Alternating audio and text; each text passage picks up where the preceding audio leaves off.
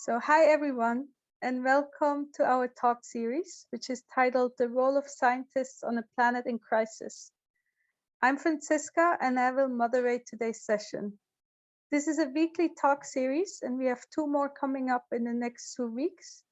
And it is organized by Scientist Rebellion, which is an international activist group that engages in nonviolent direct action and wants to get scientists and academics to actually act as if we are in a climate and ecological emergency. As people are trickling in, please use the chat to say hello and where you're from so that everybody can see who is participating today. Before we get started, just a few housekeeping things. For anyone who needs translation into Espanol or Francés, please click on the icon that looks like an earth ball at the bottom of the screen. It looks like a ball. And there you can select your language of choice. Please keep your microphone muted during the whole talk and the camera off. If you want to make a tweet of this talk or a social media post, then please use the hashtag SRTalks. There will be a Q&A after the talk, and we kindly ask you to put your questions in the chat. You can do that at any time during the talk or after it, and just clearly label them with questions so we can find them better. To make it smooth, we will call your name, and then you can unmute yourself and turn your video on to ask your question in person. You can also ask your question in Spanish or French, and the interpreters will translate it. After the Q&A, we will give an overview about Scientist Rebellion, and after the overview, we have time for discussion in the breakout rooms, which is often the most fun part of the entire talk. But I don't want to keep you very long with all this housekeeping stuff, because I'm really excited to introduce our speakers today. For me, as a rebel for Scientist Rebellion and as a scientist, it is very clear that we cannot have a growing economy on a planet where we are already using too many resources. It just doesn't make sense because our planet isn't growing. However, when you tell people about that, it makes sense to them that we cannot go on as we are, but they don't know how to change the system. So they always ask you, or ask us a lot, okay, so you want us to get away from a growth-based economy, but what are the alternatives? And one of the alternatives I really like to point out when I get to ask these questions is the doughnut economy that we are going to talk about today. And I'm super excited that we have Professor Kate Raworth here today and Dr. Andrew Fanning to tell us more about the doughnut economy. I'm going to give you a little bio of each of them so you know how they are involved in the project, and then I will give over to them. Professor Kate Raworth is a renegade economist focused on making economics fit for the 21st century realities. She is the creator of the Doughnut of Social and Planetary Boundaries and co-founder of Doughnut Economics Action Lab. Her internationally best-selling book, Doughnut Economics, 7 Ways to Think Like a 21st Century Economist, has been translated into over 20 languages, so much more than we have translation today, and has been widely influential with diverse audience from the UN General Assembly to Pope Francis to Extinction Rebellion. Yes, very much something to celebrate for sure, Kate. Dr. Andrew Fanning is data analyst and research lead at Doughnut Economics Action Lab and a visiting research fellow in the Sustainability Research Institute. He was previously the recipient of a Marie Sklodowska-Curie Fellowship funded by the European Commission for the project Living Well, Provisioning Systems for Sustainable Resource Use and Human Well-Being, hosted at the Sustainability Research Institute.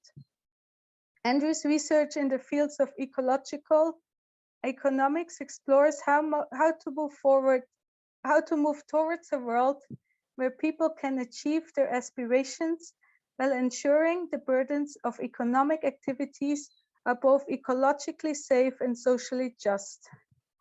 Thank you so much, Kate and Andrew, for being here today, and I can't wait to hear you talk. So I'll give the mic over to the two of you.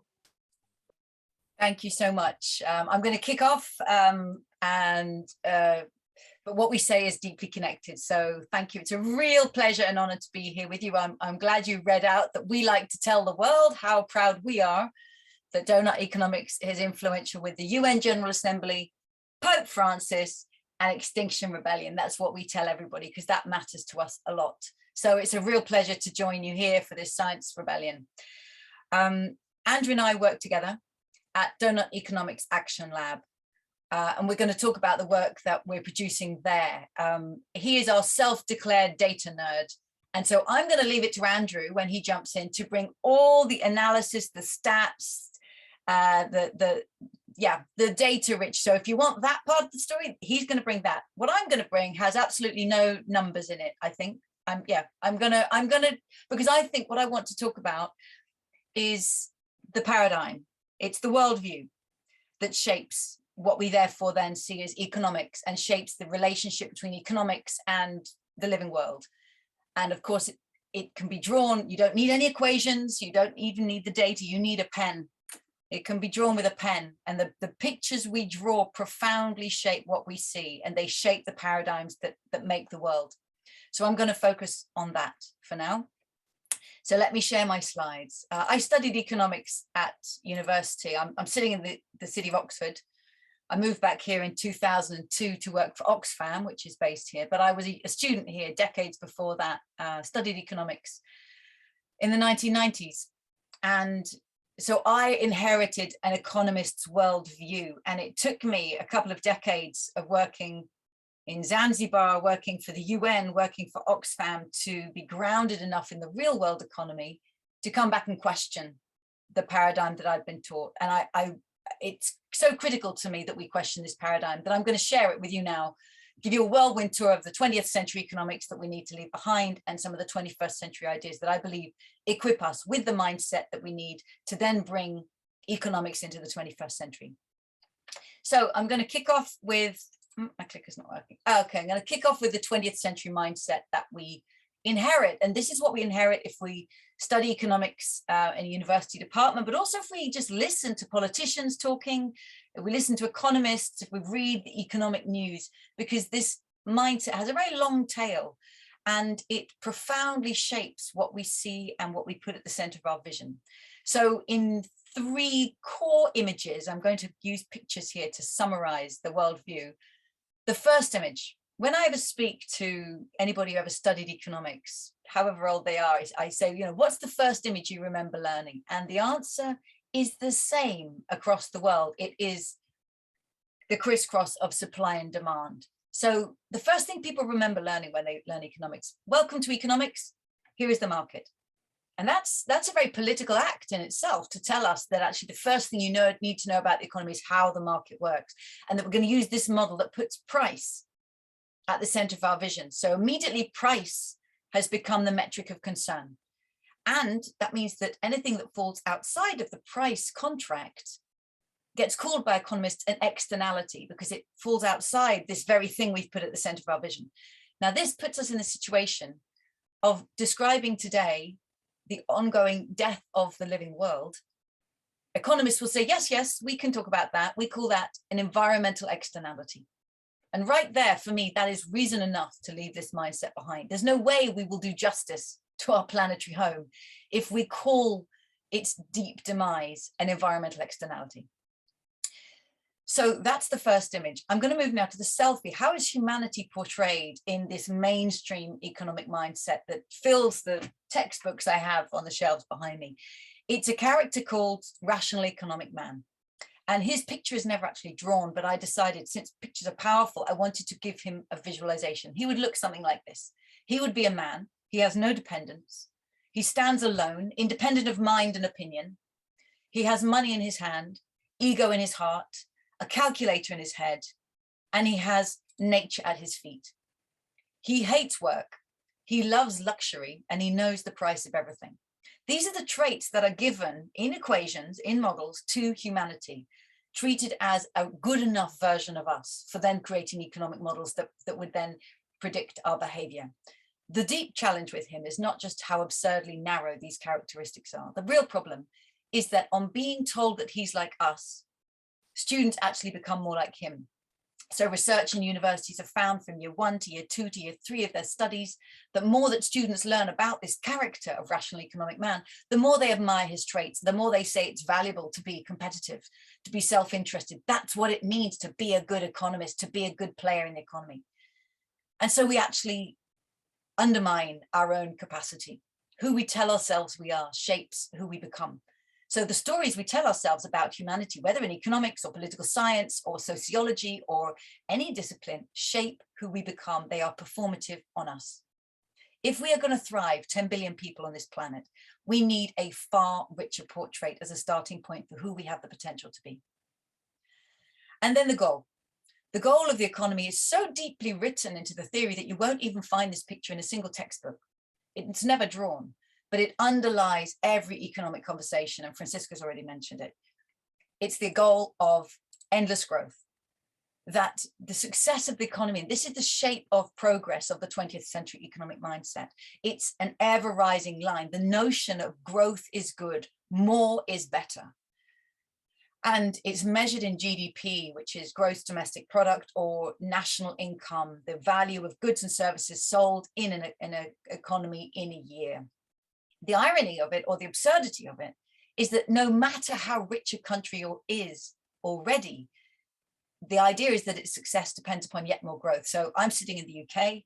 I live in one of the richest nations in the history of humanity. And I'm sure many of you are sitting in some of the richest nations in the history of humanity. But listen to your politicians, listen to your economists. The success of your nation and the solution to your nation's problems lie in yet more growth, endlessly. To me, these three concepts, this first image, the selfie, and the goal of growth, profoundly shape and underpin the 20th century mindset that I would say underpins neoliberal thinking and neoclassical economics. So this is kind of neoclassical economics harnessed for a neoliberal agenda. And it led us, I think, to the beginning of a 21st century that has shown us repeated crises, from the financial meltdown of 2008 to the era of climate and ecological breakdown, which has created a backlash against protests. So the crackdown we've seen worldwide on those protesting against that climate and ecological breakdown. And then 2 years of COVID lockdown. And of course, acknowledging the current crisis in Ukraine and the as yet unknown repercussions that this is going to have worldwide, both on energy, on fossil fuel use, on militarization. We are in an era of crises. And these crises I'm showing you here emerge, I believe, from the very systems on which they depend. They emerge from systems based upon endless expansion. They also show us how interdependent we are with each other and with the rest of the living world, and that their impacts hit with extreme inequalities of gender and of race, of wealth and power between the global north and the global south. So how do we emerge from an era of endless crisis based on a system of endless expansion? Can we come up with a new vision, a new shape of progress? And this is where the donut comes in as one of many possible propositions for reimagining the shape of progress. Again, saying what I said, that the pictures matter, the shapes we show ourselves of what progress looks like. So the goal of the donut, think of it as a compass for human prosperity this century. And the goal is, as we use Earth's resources radiating out from the center of that picture, the goal is to leave nobody in the hole. Leave nobody falling short on the essentials of life without the resources they need for food and water, housing, healthcare, political voice, income, equity.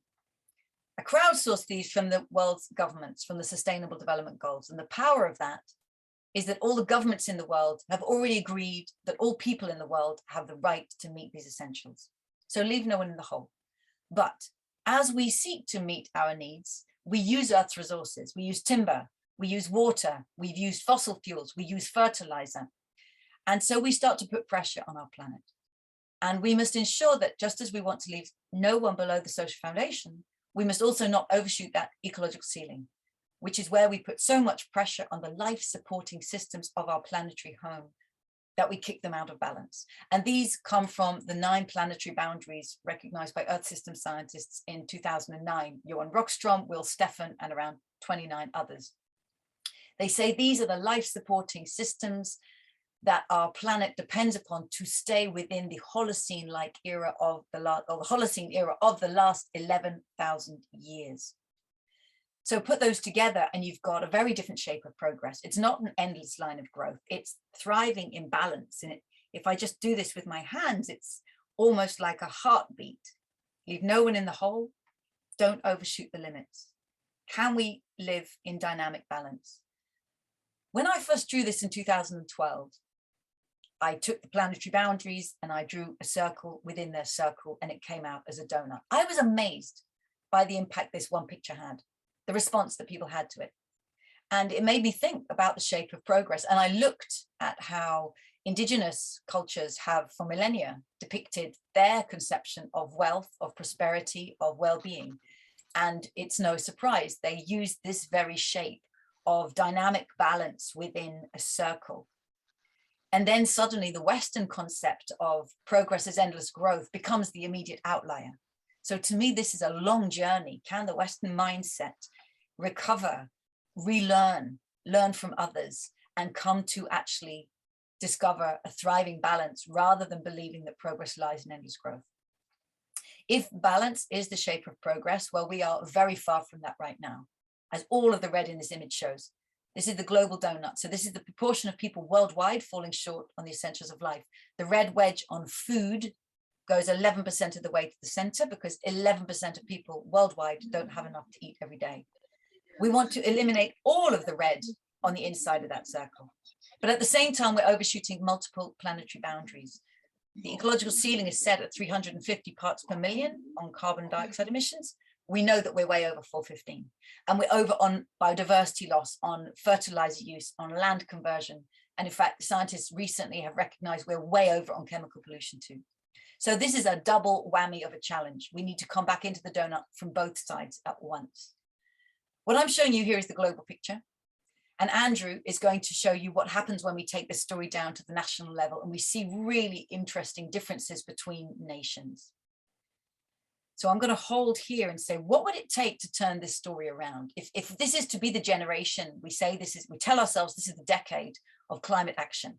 If this is to be the generation where we stop overshooting and falling short and we actually start coming back into the donut, what would that take in terms of the economic mindset that we'd be teaching in schools and universities, that we'd be using in parliaments and in journalism, and that economists will be actually applying? So that's the goal of Doughnut Economics. What would it look like to give ourselves the mindset we need to create a thriving 21st century economy? So I'll share a few ideas. The first picture would never be supply and demand. We don't just start with the market. It's far too narrow. I start with this diagram that I call the embedded economy diagram. It draws on ecological economics, feminist economics, and commons theory. So we've got the economy embedded in society. It is a social construct. That's good news because it means we can reconstruct it. And human society embedded in the living world. We're drawing in materials, we're putting out waste, we're bathed in a river of solar energy. This diagram means that we have got an ecological economics perspective from day one. Economy embedded in the living world. Therefore, economy must obey the laws of thermodynamics. Economy must work with the cycles of the living world. It changes everything when you start here rather than with the market. And then let's look inside. The economy is not just the market. The economy is made up of multiple forms of provisioning for ourselves.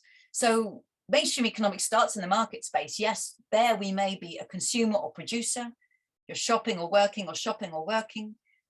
But also when we're talking about the space of production, are you a laborer earning a wage or a capital owner getting dividends and profits and rents? Karl Marx pointed out this really, really matters where you fall in the relations of power of production. So that's the market space. Mainstream economics says, yes, okay, we've got to make markets work, and sometimes they don't work, so we need the state. the state may need to step in and provide public services. And in the space of the state, who we may be is public servant, a politician, a doctor, a nurse, a bus driver, providing those public goods. We may be residents, we are voters, and we are protesters. And all of these are important relations that each one of us can play in relation to the state. Now, this horizontal, this is what shows up in GDP, the output of the market and the output of the state. And that's reflected in national accounts, and that's what grows. But it's missing, of course, massive other spaces of value creation. The household, where we begin every day. We may be parent or partner, relative or child. The unpaid caring work, cooking, washing, cleaning, sweeping, nurturing, caring, teaching the kids. This is what makes life work, and it's totally unrecognized by mainstream economics. And then let me add the commons, where we co-create goods and services that we value. We come together as a community, and through following shared rules, co-create things we value. Extinction Rebellion being a very powerful example of that. So we may be a volunteer, a sharer, a co-creator, a steward in this space, whether it's Wikipedia, whether it's a neighborhood garden on the corner of your block, or whether it's indeed Science Rebellion and Extinction Rebellion. These are all forms of provisioning, and these vertical ones are missed from national accounts. COVID actually is a very useful example of seeing what happens when the market space is closed due to the need for physical distancing. Well, a lot of it went online, and a few billionaires got extremely rich from dominating digital networks. But also the public sector steps in, and we suddenly had big debates about whose work is essential work, and therefore why they paid so little. Households step in, caring for the sick, homeschooling kids, huge pressure on households to manage that onload of care.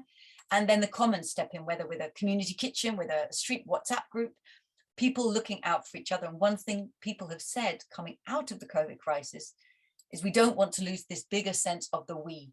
We are not merely rational economic man. We are social humans who interact with each other and depend upon each other. How can we create space in our economies that recognize all of these forms of provisioning? Let me pull back to this donut. How do we turn around the fact that this clearly shows us there's huge inequalities in the world, social deprivation because of inequality, and overshoot because of the way we are running down the living world? We need to transform the dynamics of our economy to becoming regenerative and distributive by design. So we've inherited degenerative industrial processes. We take Earth's materials, make them into stuff we want, use it for a while and throw it away. And that is what's pushing us over Earth's boundaries, running down the sources, overfilling the sinks. We need to turn these linear degenerative arrows into circular, cyclical, regenerative, so that resources don't get used up. They're used again and again. And this is how nature works. Nature breaks materials down into the building blocks of life and then creates life again. That's her genius. Can humanity create an economy that actually mimics and belongs on planet Earth alongside nature, working within the cycles of the living world? A couple of examples of what this can look like at the scale of landscape, from degradation to restoration. At the scale of industry, from that linear degenerative economy to a circular regenerative one. Far greater care taken over resources and the neighborhoods of the world's poorest people where they're dumped. At the scale of a city, this 10-lane highway in Seoul was removed and replaced with a nature-centered district. How can we bring nature back to the heart of cities so that cities begin to mimic the generosity of the living world? And coming right in, this comparison of a nature-less hospital in the UK, not a growing thing in sight. Compare that to this hospital in Singapore, where we know that everyone heals and gets better faster when they are able to see the living world. So these are just some illustrations of that shift from degenerative to regenerative. But also we've inherited economies that are divisive through infrastructure, through privilege, through regulation, inheritance. They tend to capture opportunity and value in the hands of a few. And we need to transform that to become distributive so that they share value and opportunity with all who co-create. Let me give you a few examples from cities and places. in Bangkok, this district had many people migrating into the city to look for work, squatting on government land. To their credit, the government then said, we will give you a long-term lease on this land. We will give you a budget to work with architects. You create a commons, a community of households. You design your own neighborhood. So creating secure housing for communities that were in extreme vulnerability. Here, example from Airbnb, which we know is jacking up prices of rents in many cities and turning it into Fairbnb, where one property, one landlord, and money going into the community. I just use this example to show that a small design in the intent of an enterprise can actually be very powerful in redesigning the outcomes. Urban sprawl, here's Atlanta with every house its own driveway and garden, means everybody is committed, locked into driving everywhere. Much smarter, something like Paris's 15-minute city. Actually, let's have public and social amenities. So far more distributed public provisioning of access to shared luxury, what George Monbiot calls public luxury rather than private luxury. And then London is known as the city of the greatest loneliness. How do we move away from divisive living and create intergenerational community spaces? So these are just, again, some examples of divisive. So let me pull back out. I'm going to finish in a moment and hand over to Andrew. To turn this story around, we need to change the deep dynamics of our economies from degenerative to regenerative, from divisive to distributive. And we moved a long way in this process from these ideas of 20th century economics that I'm still shocked are still underlie the economic mindset that is taught to so many students worldwide. We've traveled to this 21st century mindset, which I believe is part of a starting point that we need. This is not at all the whole answer, and it's not the final answer, but Doughnut Economics intends to engage with many different ways of thinking. Say, come on, let's go on this journey. Let's draw and model and create new policies that take us here. And one of the most important things for doing that is creating the metrics. If we're going to draw a new image, we need new ways of measuring and showing that in numbers and showing it, making it visible in the world. And that's why Andrew's work is such an essential part of what we do. So at Doughnut Economics Action Lab, we created this organization because people couldn't resist playing with a donut in communities, in schools, in urban design. And so we set up a platform. We invite all of you to come and check it out, to become a member. There we share tools and stories of people putting these ideas into practice. We believe 21st century economics will be practiced first and theorized later. So we're hanging out with the practitioners because this is where we think the greatest momentum's happening. So I'll stop here and hand over to Andrew to show you the insights of his analysis. Thank you.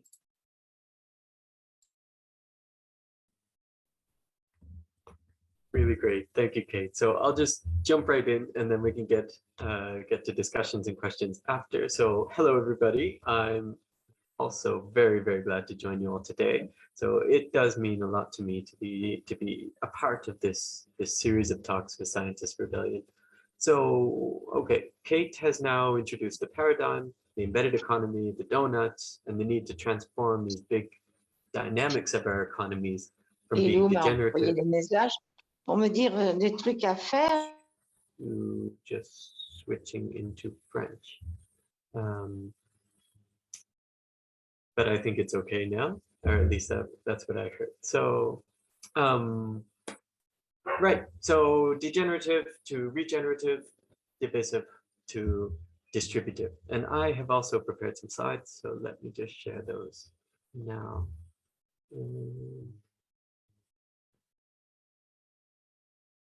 Just disappeared as always, Zoom.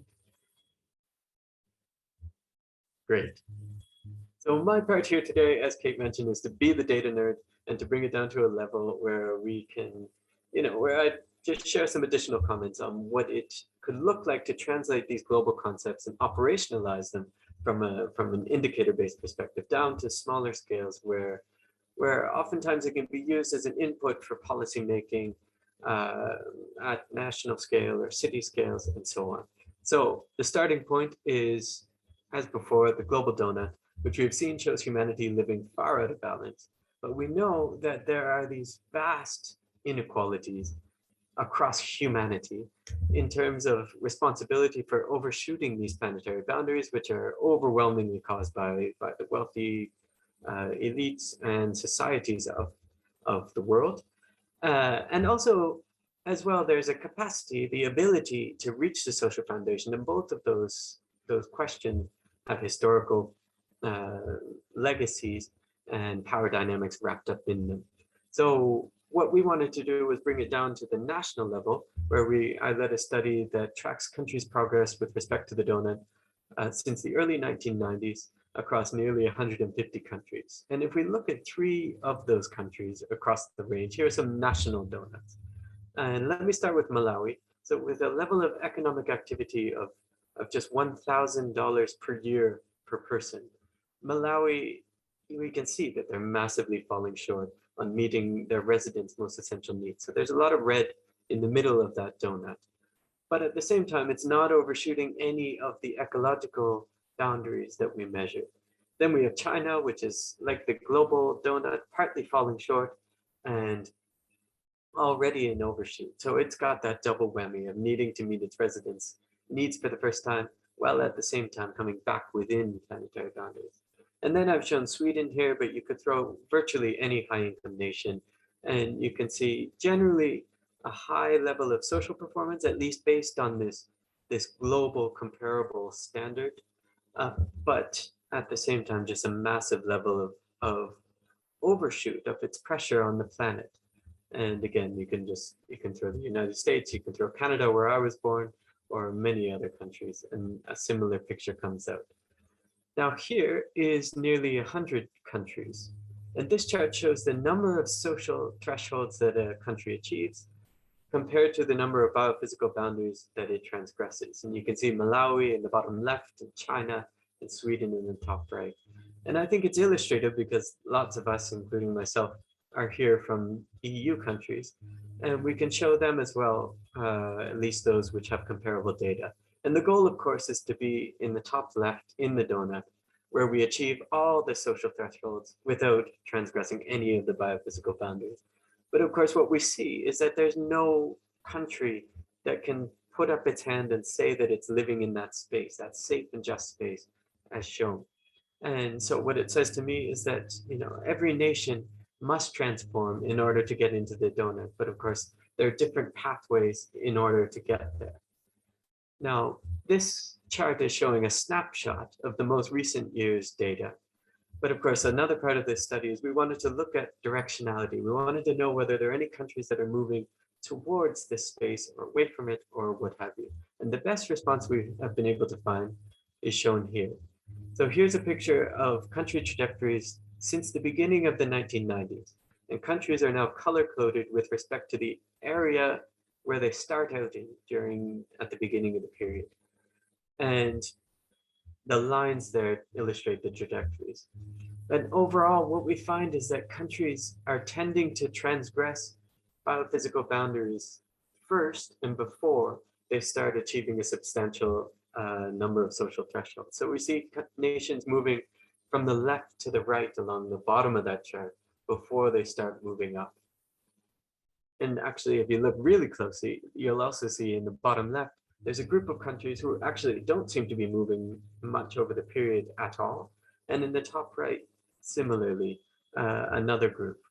And then, and those would be corresponding to more low-income nations and high-income nations, and a group of countries in the middle income or low income, who are kind of moving along that space. And Costa Rica, we find, really stands out in terms of transforming resources most efficiently than any other nation into levels of social achievement. But it's still transgressing, it's still following that general trend. But I do believe that every place has its own history and context. But I think Costa Rica's, if you look at their historical performance, their emphasis on universal basic services like health and education, as well as a dedicated effort to reforest after decades of deforestation. So since the 1990s, there's been a concerted and successful effort to rewild and reforest their country, which I think a lot of other countries can learn from. So if we work with this, we can also, another way of illustrating countries over time that I've been looking at is we can look again at 3 countries across this range, where we have Nigeria, China, and the USA. And Nigeria and the USA actually correspond to those 2 groups I mentioned earlier, who didn't seem to be moving much, at least in terms of the number of boundaries transgressed and social thresholds achieved. But if you look especially, well, certainly for high-income nations, if you look at the extent of ecological overshoot over this period, what we see in virtually all high-income nations is that has been increasing since the 1990s. And here's what it could look like if we continue along current trajectories out to 2050. So the left-hand side with the green lines, these charts are essentially showing the percentage of countries within the boundary for each biophysical indicator over time. And the right hand, the blue lines, are showing the percentage of countries that achieve the thresholds for each social indicator that we measure. I won't go into details on the specific indicators, but we want all of the lines to be going up, essentially. And what we see overall is that the results very much suggest that if current trends continue, things will get worse for almost all of the biophysical indicators in terms of the number of countries who are respecting their fair shares of their boundaries. And for the social indicators, our results, they suggest modest, but still insufficient. I mean, we want all nations to be achieving these minimum social thresholds that we achieve, which are not an excellent lifestyle. It's a minimum. So this is what we find. There's, of course, with any projections or any forward-looking analyses, big caveats here. And essentially the caveat is that these are very simple projections for each indicator, which are derived from historical trends within each country. So on the one hand, our projections could be seen as optimistic because they don't take into account any of the potential social disruption that could arise from continued ecological overshoot. So we know that countries can overshoot biophysical boundaries for a little while, but this can't continue indefinitely. At the same time, these projections could also be seen as pessimistic because we're assuming current provisioning systems and policies, and they don't consider any of the types of radical transformations that have been suggested by many researchers and policy analysts and activists and change makers and many others. So it's a picture, but there's still very much that we can change. So with this analysis, I wanted to leave here is that from the perspective of the donut, we just maintain that really we're all developing countries now. So this chart shows a set of national donuts plotted by their average extent of social shortfall and ecological overshoot. So we want to be in that green area in the top left, once again, where no country currently is. But we can think of the low-income nations of the world and ask ourselves, how can they take that journey towards getting into the donut? Because that's a pathway that's never been done. We can see all other nations have been transgressing boundaries on their way to achieving higher levels of social achievement. Then we can as well think of emerging and middle-income countries like China facing that double whammy of needing to get back within while meeting the needs of their residents for the first time. What does that journey look like for them? It's new, it's never been traveled before. How do we get there? And then of course, think of the high-income nations where many of us are sitting and where I am sitting. How can they take that same journey? Just recognize that, we need a lot of ambition. We need, in this particular case, a decent dose of humility, I believe, to undertake this unprecedented transformation to massively reduce the levels of resource use enjoyed by most people in our societies while maintaining or increasing the social welfare of our societies. So that is a whirlwind tour of a lot of the data that we looked at, but of course we also need to keep in mind the limitations of this analysis. For me, the biggest one is that this is a national analysis, but we know that countries aren't living this like separate, isolated realities. They're deeply interconnected through histories, through power, and that we have colonialism, there's military power, the international system with its trade and finance rules, which are skewed in favor of the wealthiest, through resource extraction, climate change impacts, which are felt first and hardest by many of the world's poorest nations who have contributed essentially nothing to it. So lots of things are missed here. But I guess what it really shows is that we've entered this era where we need transformative action that demands transformation within all countries, and some far more than others, but also between them. But I do believe that to find entry points for transformative action, global comparative analyses like these, they can almost flatten so much of the richness of what it lives to be in a place with a local context and a local history, and just knowing that we all have a unique place where we live. And this is where our work with cities and regions really comes in. So we created this framework that asks a different question. Instead of comparing ourselves to others to see how we perform, we're asking, how can this place help bring humanity into the donut? And the way we think of it is as unrolling the donut to open up space where we can envision a future, to explore possible futures between the social foundation and the ecological ceiling. And we can use that space as a canvas to start, just mapping on initiatives, targets, indicators, and challenges and opportunities. And it's really based on a core question, which we invite every 21st century city or place to ask themselves. And it's, how can our place become a home to thriving people in a thriving place while respecting the well-being of all people and the health of the whole planet? And wrapped up in that question are 4 fundamental additional questions that set out the local aspirations of your place in a world of global responsibilities. So first of all, how can all the people of your city or your place, I'll frame it in terms of cities, but I invite you to think of it in terms of whatever type of settlement that you like. But how can all the people of your city thrive? So we know that everyone has similar needs in terms of food, sanitation, and health and education, but the ways in which we satisfy those needs vary enormously from culture and over time. So what does it mean to achieve that here is best responded by those who live there. Then we can ask, how can your place thrive within its natural habitat? So what if your place could aspire to be as generous as the healthy ecosystem next door, and aim to store carbon or house biodiversity or cycle water and nutrients like nature does, as if it were embedded and evolved and a part of the ecosystem within which it actually is embedded. So this aspiration, it arises out of the practice of biomimicry, which just provides an abundance of design strategies informed by nature that aim to create conditions that are conducive to life. So these 2 questions, they really set out the local aspirations to be thriving people in a thriving place. And lots of places are familiar with that framing. But of course, we know that every place is part of a larger whole.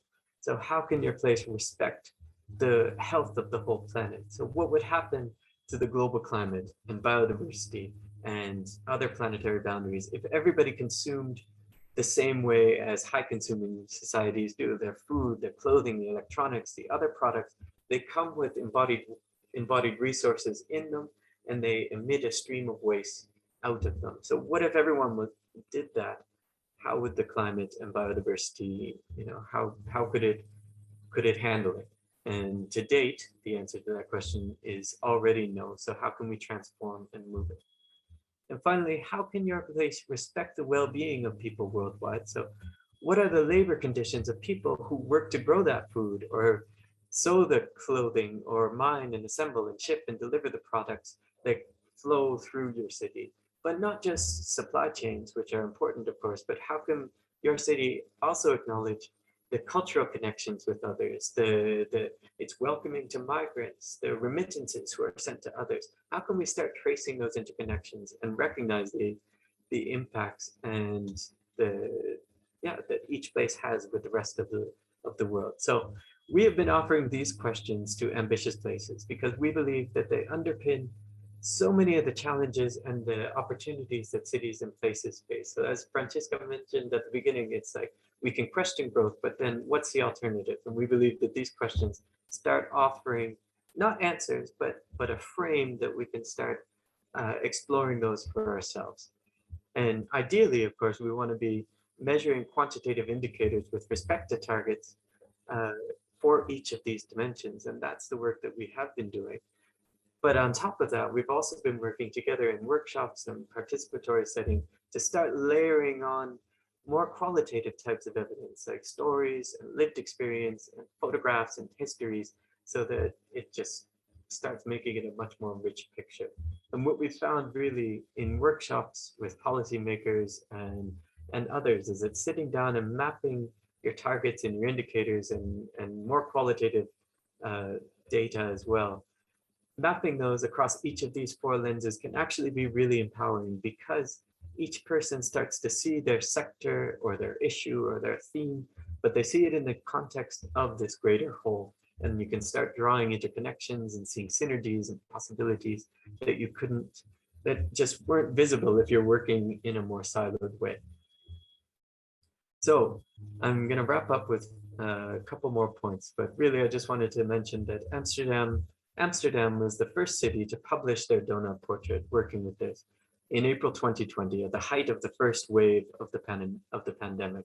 And since then, here's just to give an idea of some of this place-based administrations worldwide who are picking up this portrait methodology, using it together with other tools to envision their own safe and just futures for themselves.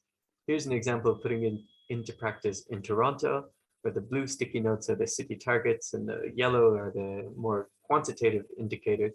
But what we asked participants to provide was just to start mapping on challenges and initiatives that they could bring to this workshop setting and start mapping those interconnections across it. But of course, it's not just administrations. This is a community group. We're seeing a lot of energy bubbling up from community change makers, like this neighborhood-based group who are based in Birmingham called Civic Square, who are doing just some fantastic work in terms of laying roots in their neighborhoods and using these tools to really connect with all ages. So I'll wrap up just by saying that we at Doughnut Economics Action Lab, we see ourselves as part of this emerging movement of new economic thinking and doing that's gathering momentum if you look in communities, in classrooms, in businesses, in governments, and more. And here's just a few policy relevant documents that have cropped up in the past few months that seem to me to illustrate this growing awareness of the need to take action in the policy sphere. But of course, there are many more, and critically, we need to move from these words and documents into action. So thank you very much, and I'm looking forward to the rest of our time together. Thank you so much, Kate and Andrew. I think the one sentence I really took away was when Kate was talking about circular economies and how that would actually belong on planet Earth, because it is way more like our natural systems, and that what we have right now with the taking and throwing away doesn't belong on this planet.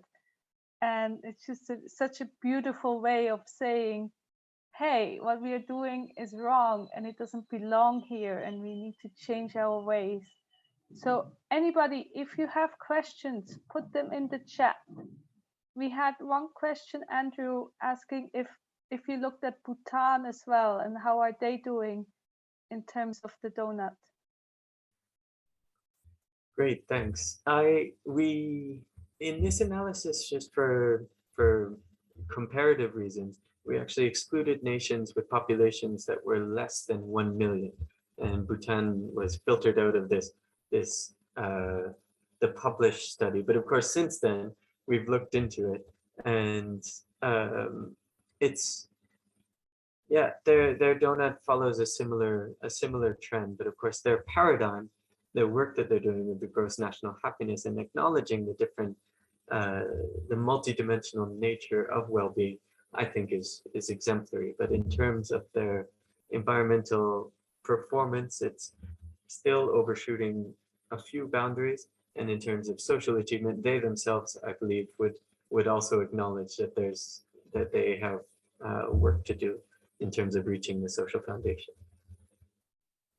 Thank you, Andrew.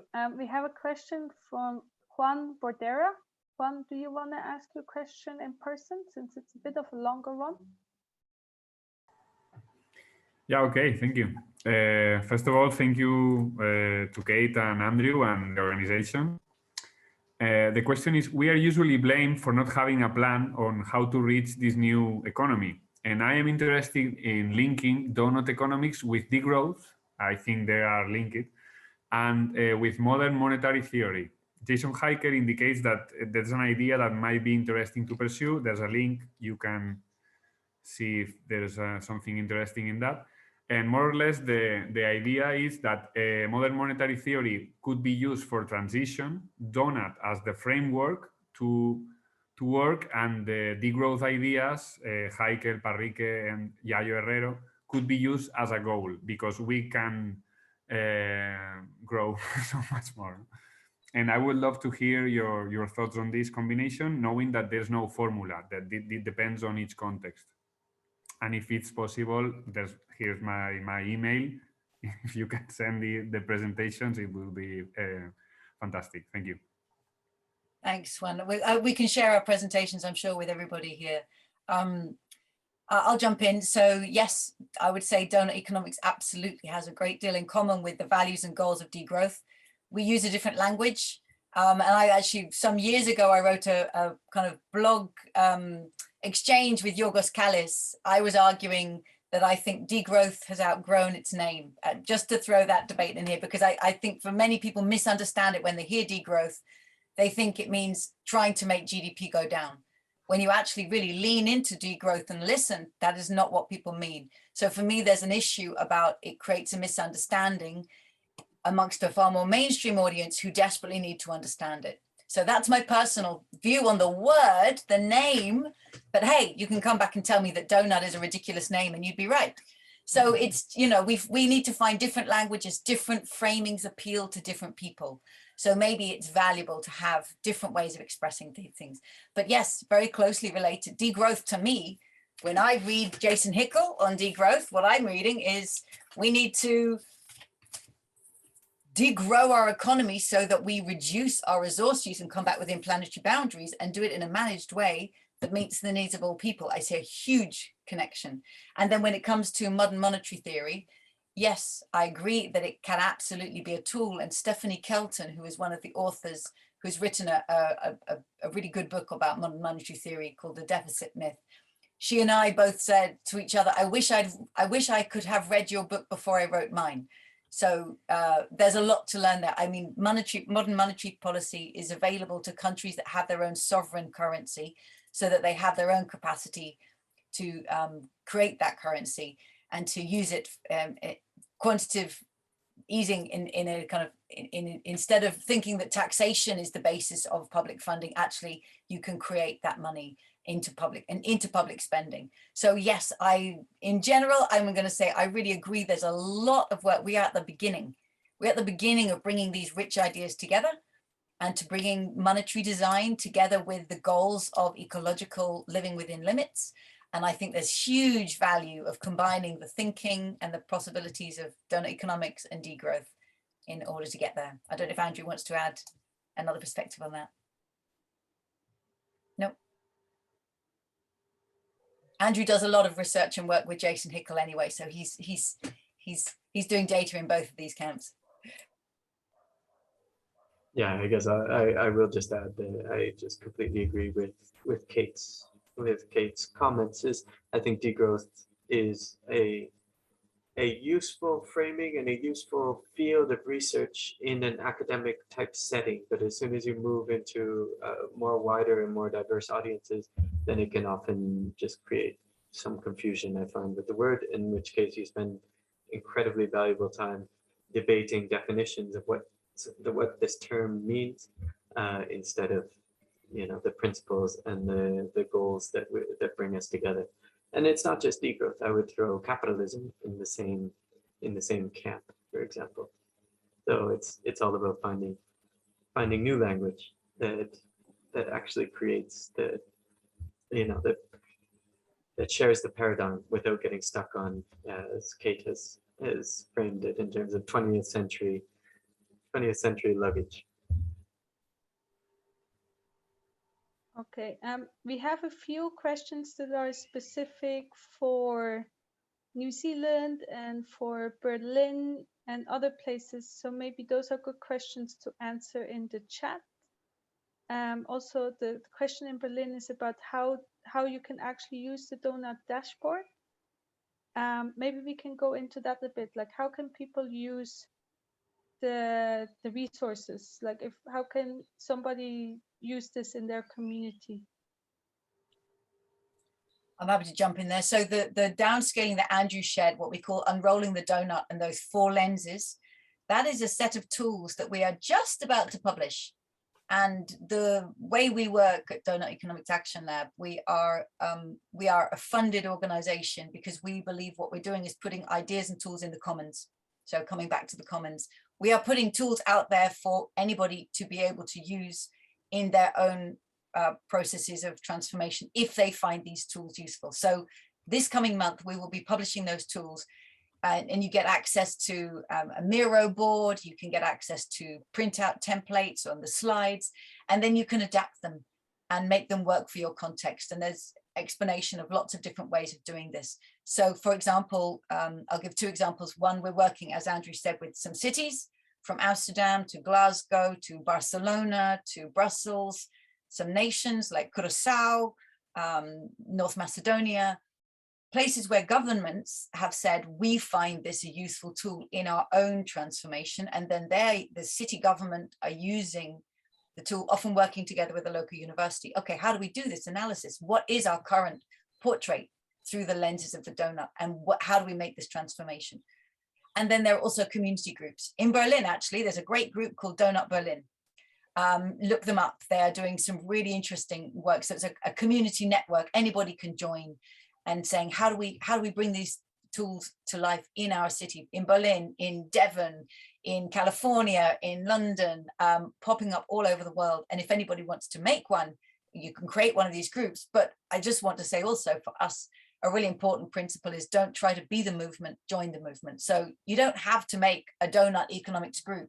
You can take the tools into your existing group. We want to see ourselves as part of the bigger movement, which we consider ourselves alongside you, alongside many other change maker organizations in this emerging ecosystem of change makers. So we create tools that can be used by others in their organizations if you find them useful. It's a very strong principle of ours that we've never once asked anybody or pressured anybody or tried to persuade anybody to use any of these tools.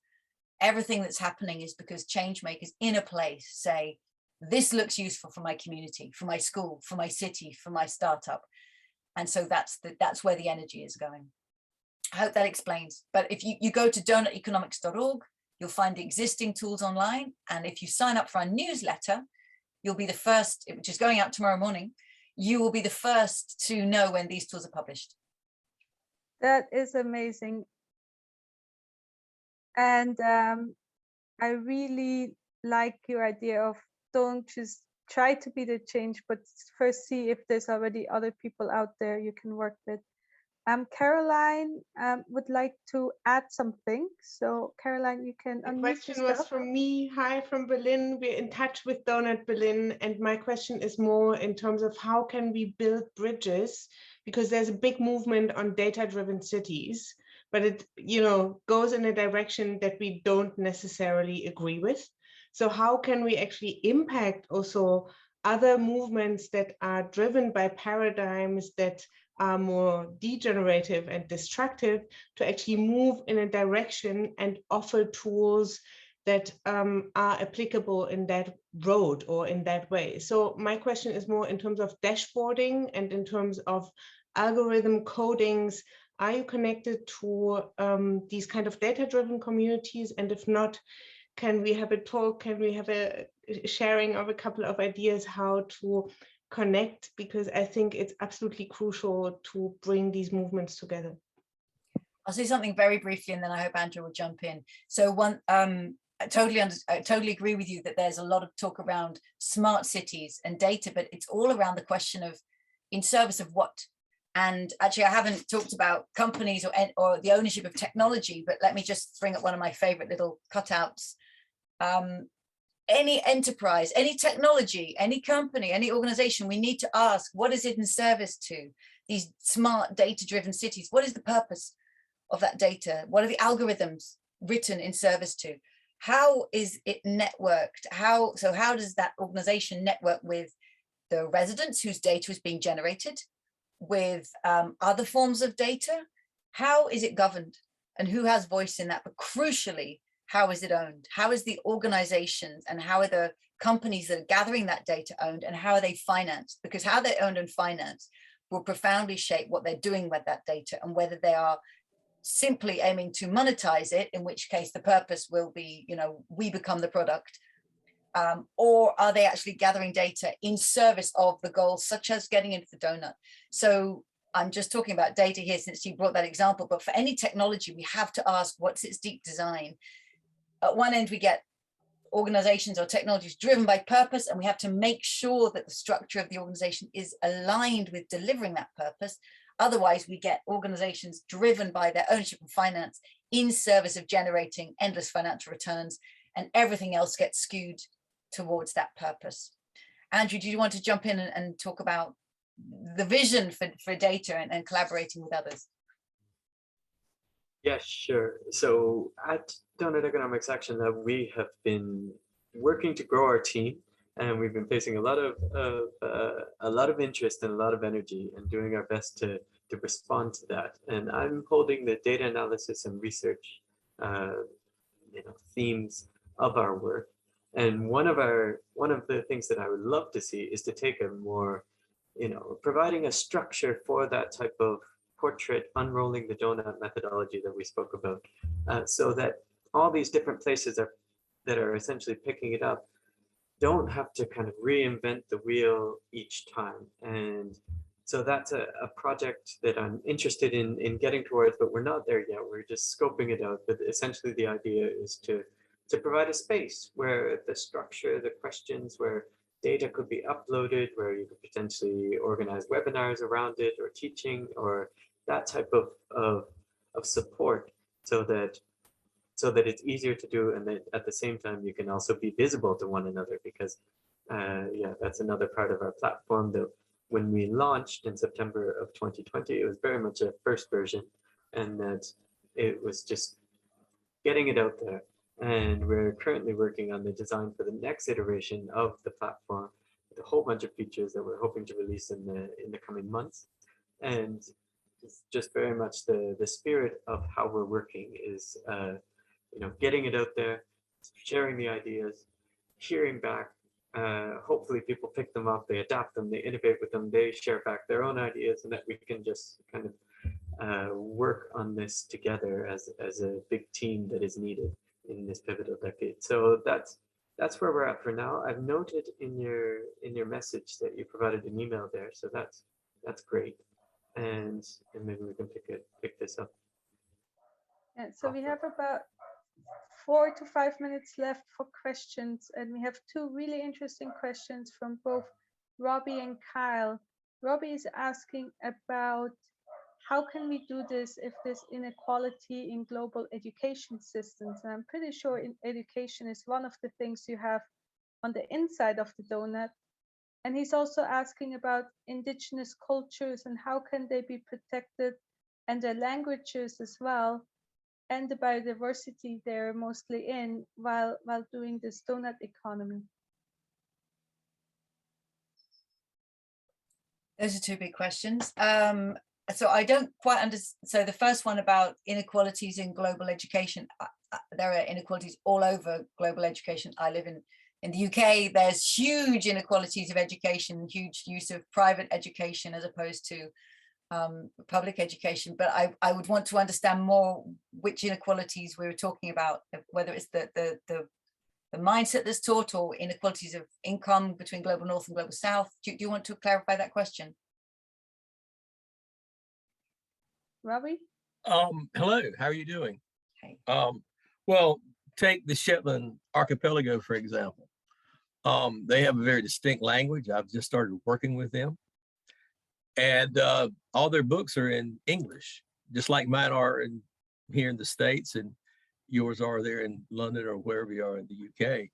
And so that's, they speak one language in the streets and one language at home, and then a different language at school. a lot of the, so there's numerous inequities just in education systems in general, but you know, if we look at the North Sea, that's certainly a biodiversity hotspot. We look in the Caribbean, numerous biodiversity hotspots there. Costa Rica, I think we showed pretty good, had a backwards thing on that little L-shaped chart.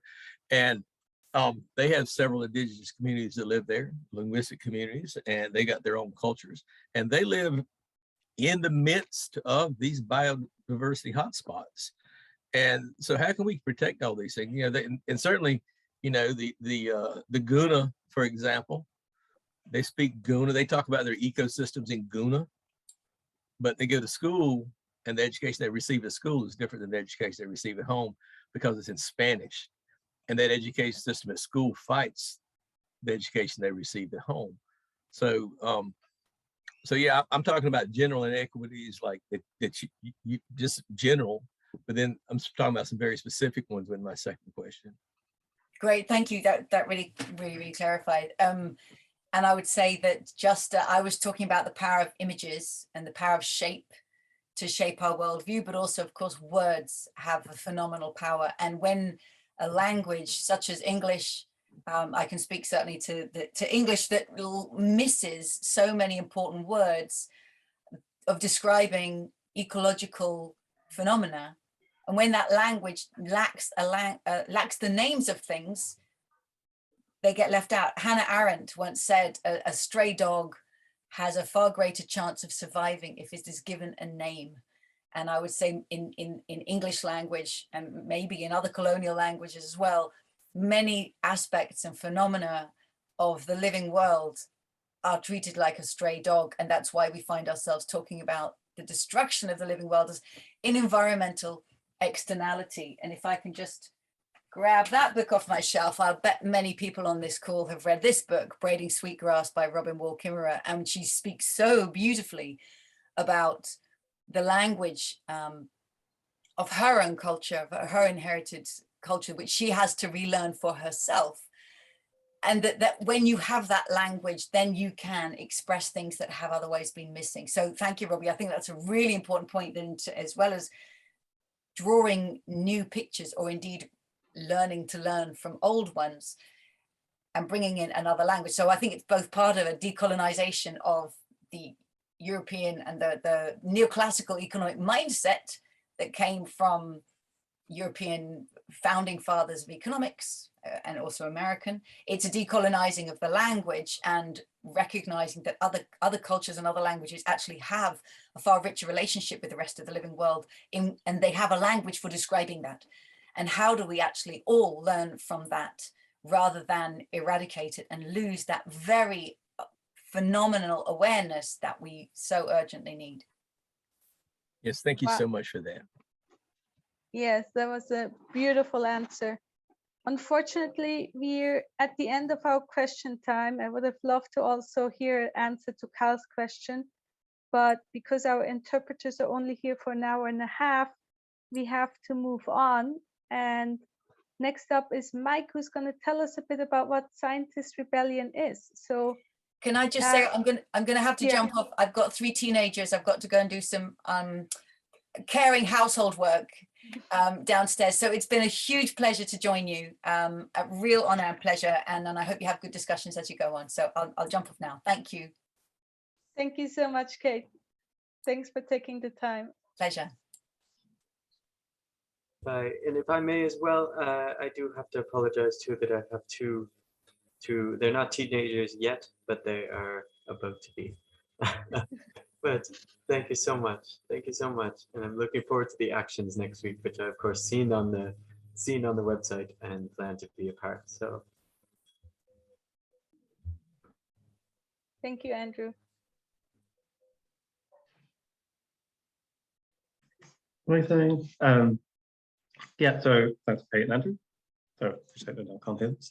Yeah, so it's always inspiring to hear about kind of, you know, day to day, I do lots about actions, how to try and, you know, change the current system, but it's always good to think about what the system will be on the other side. Obviously, if you don't have some kind of revolution, we're not going to get to that. But you know, it's always good to here about the kind of system that we're aiming for. But I have to say, I'm not going to be as optimistic or as upbeat because we are in an emergency, and not just any kind of emergency. We're in the worst kind of situation you could possibly imagine. We're about 30 years late, 40 years late on decarbonisation, and we're in a lot of trouble, and we're probably going to lose as well. I'm just going to go straight in, like there's no point sugarcoating it. It's patronising and it's wrong. We are very likely going to lose this, and we are completely up against it. Nothing could be more important than tackling the climate crisis, like our lives depend on it. So yeah, the thing is that we don't want to think about this because we know that if we properly take on board the scale of what we have to achieve and how short a time we have, that we'd have to rethink everything, right? If we genuinely accepted that we have a few years to change the world, or we're all going to die forever, along with most life on Earth, then, you know, that's really hard to take in, but that is just the case. And what makes it worse is we don't get another chance. There's this leftist kind of story that, you know, we keep on losing, but we'll win in the end, right? There's a long arc, but in the end we'll get there. And that's great, but it's not true. We have, again, a short number of years, a few years to start genuinely turning off the taps and begin emergency decarbonisation and rewilding and changing the economic system and everything else. And if we miss that window, which we may have already missed, there's a very good chance that it is too late. I'm not going to lie and say, no, it's probably going to be fine. No, we're adults here, let's be honest. It may already be too late, but it may not. And it may be that we can save some lives. And if we don't do this, we're all fucked, right? And that cannot be the end of the human story. The end of the human story should not be, well, you know, what I think keeps me up at night is the idea that when collapse happens, we'll still be increasing emissions. The end of the human story will be they still had the foot on the pedal of the accelerator as they were going off the cliff. They didn't even hit the brakes, right? They were still increasing emissions. They knew, and they didn't have a revolution, right? They knew who was committing the crime. They knew that the industry was doing this, but they didn't storm the gates non-violently and stop this. That's unacceptable, right? No matter what. We owe the people who will die from this crisis, we owe them justice. We know that hundreds of millions will likely die from this. That's already done. Like 1.5 degrees is dead. The Paris Agreement was kind of always a joke, now that we know it's true. That is, it's not going to be kept to. There's no chance we're going to stay below 1.5. And that guarantees catastrophe. That's just true. And that is horrifying. But unfortunately, most of society doesn't know that's true. And the reason they don't know that's true is because, in part, because scientists are not acting as if that's true. Scientists are not running around with their hair on fire, doing whatever they can. They're worrying about funding. They're worrying about their public image. They're worrying about day-to-day shit. They're not acting as if we're in an emergency. They're acting as if it's day-to-day normality and it would be good if we got a revolution, but if not, oh well, it's okay. It's not okay. It will be the end of everything. Again, it's just, it feels like if people understood this, then it would be trivial, but obviously people don't understand this because otherwise we'd have the revolution already. So yeah, I wrote notes, but I've not kept to it whatsoever. There was no point me writing notes. So yeah, so basically nothing could be more serious. And if we want to achieve the kind of vision that we've just heard about, then we've got to act on it today. And that doesn't mean somebody else, that means you. Whether you're listening to this now or on YouTube or whatever, it means you taking responsibility. If your child was in a building that was on fire, you would have no hesitancy, I'd hope, to run into that building and to protect that life. All of life will be wiped out by this crisis, all of it, forever, right? If you think you would run into that building, you should do way fucking more than this, right? And if you say, I'm not sure if I'm willing to risk arrest, imagine saying that to your child when things get bad. And they say, why didn't you act? Say, well, I didn't want to be arrested. That's why I didn't act. Think about saying that to them at that moment, and about whether you'll be proud or you'll be ashamed, because you don't have long to decide, right? Again, how you behave in the next few years will determine how everything behaves, and whether you will be happy with yourself as things hit the fan or not, and whether we win or whether we lose. So this is not the time to make excuses. This is the time to act as if it's the end of the world, right? So this is doom and gloom because that's the reality. But I have some slightly good news. Scientist Rebellion is about to put off something historic. We are about to put off something that essentially people said wasn't possible. You know, I helped set up the group and people said that this wasn't possible. The scientists won't act. But here's the thing, right? Scientists do have privilege, but they know the facts, they know the deal. And it's hard to bring this into yourself, to accept how bad things are. But once you do, it's very obvious what you should do. You should act as if the house is on fire, and you should give up things. You should risk arrest. You should risk your health through hunger strike. You should do these things. Of course, you should do these things. It's blindingly fucking obvious, frankly. So what's our plan, right? How are we going to deal with this? So we have to think big, because it's the end of the world as we know it. Ariam told us, and everything kicks off on Monday, April 4th. So on Monday, April 4th is the beginning of the Scientist Rebellion, or the Global Scientist Rebellion, and I think there's a very good chance it's going to spark something in the public psyche that changes how people perceive this crisis, that they see the people in literal white coats who are terrified being on the streets. You know, once the people, the geeks, the nerds, whatever, who never do this kind of thing, doing this kind of thing, that's when we'll be taken seriously, right? So on Monday, April 4th, the Working Group 3 reports will be released that we leaked last August. There has now been over 15,900 requests to edit that report by corporations, governments. So the watered down version will be released on that day, and some name Juan, who's on this call, will be helping to analyze that and help with the original report, original leak even. And on that day, on Monday, strikes and occupations are beginning across the world. What is amazing about this strikes and occupations campaign is we're struggling to keep track of it. Like, we've heard of strikes happening in countries where we didn't even know they were happening. There's a real chance this is going to go off like wildfire. Like, that's how fast it's going. On Wednesday, April 6th, so 2 days later, we are doing high-level actions all around the world. We are expecting at least 350 up to 500 at this point. It could be 700, it could be 1,000 just on that day. And we're mobilizing, that's going to be happening in 22 countries around the world. And there's just as many in the global north as global south. So if I remember the countries, which I should, then in Latin America, it is, I should have written this down, Panama, Ecuador, Chile, Mexico, Argentina, Colombia. Got it right.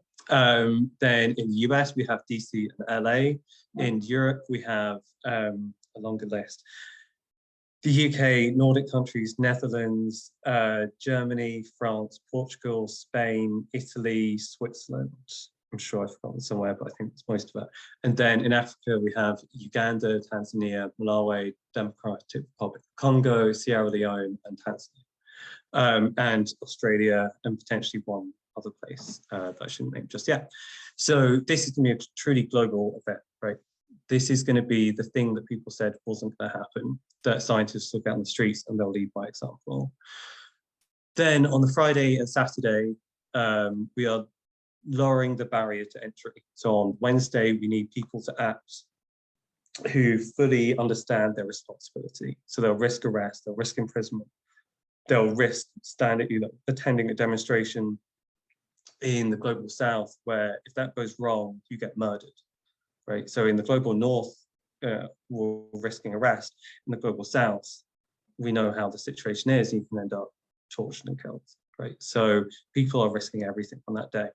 And on the Friday and Saturday, we are lowering the barrier to entry, but we're massively increasing the numbers. So we'll be doing global teach-ins in the UK, in Netherlands, Nordic countries and so on, where those activists who took action on the Wednesday do teach-ins on the Saturday, as well as other things like pasting scientific papers, doing disruptive roadblocks, those kinds of things, not arrestable, but much higher numbers.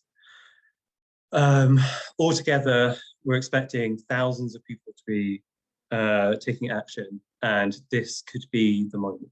You know, in nonviolent theory, as is kind of obvious, you know that there's a critical point where once you hit this, then things go crazy in terms of growth. You hit a non-linear growth phase, like we've seen in Extinction Rebellion and we've seen in Fridays for Future. And it sounds outrageous to put Scientist Rebellion on that kind of alongside those two, but we have to be aiming for that kind of scale, right? We have to be aiming for that. And not just like, it would be nice, but like, if we fail, then, you know, it doesn't mean that we should beat ourselves up, but that is what we're aiming for. We are aiming to change the world, because if we don't in a very short period of time, we're fucked. And yeah, you know, there's something very alluring about scientists actually acting. There's a reason that Scientist Rebellion has been growing, and I think it's not going to stop anytime soon. But here's the deal. It doesn't come for free. The reason we've got here is because people worked incredibly hard. They have given up a lot. Lots of people have been in prison, arrested. Some people have been imprisoned. People have done things they didn't want to do.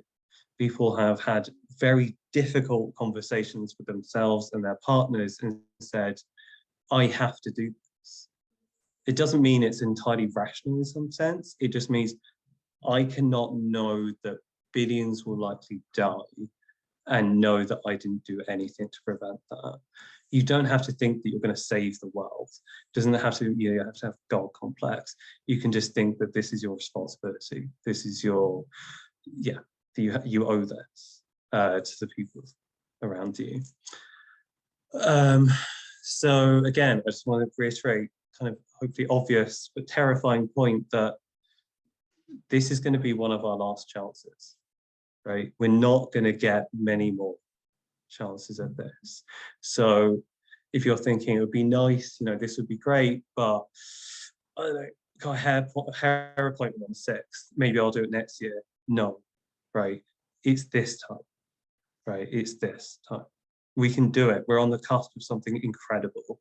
So everyone here and everyone watching, please, you know, join up for action. If somebody can repost the link as I end this thing, then join us in action, join us in mobilizing, tell everyone, donate money if you can. It costs a lot of money to do this. Do everything you possibly can and join us, because if we won't get another chance. And let's just act like our loved ones' lives depend on that, because they do. Thank you so much, Mike. And I want to tell everybody, like, if you are considering taking action, this is the time to do it. And if you are a scientist or academic, then Scientist Rebellion is a really, really good group to take action in, because it shows your role, and it takes advantage of that role to put more pressure on the governments and on society, and showing that scientists are taking action and that it has to be taken very, very serious.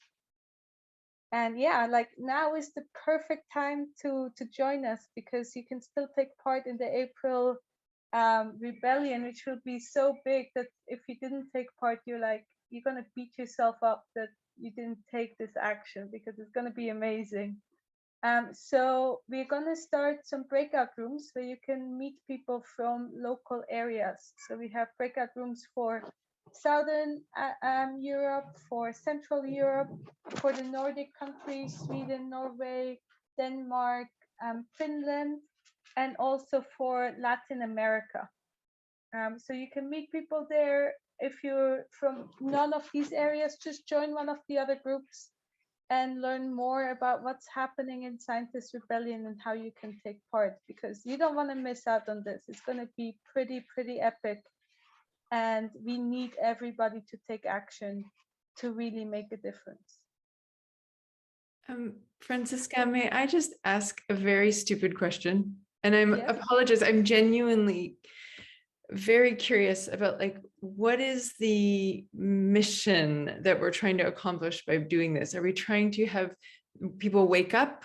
Are we trying to have governments stop particular things? Like, I mean, going and like getting arrested and stuff, like, that's not reducing emissions. So I'm kind of, I don't see the direct impact. And I'm sorry for being very pedantic. I mean, I take daily actions to reduce my emissions, but getting arrested doesn't make sense to me. So can you just help us see that?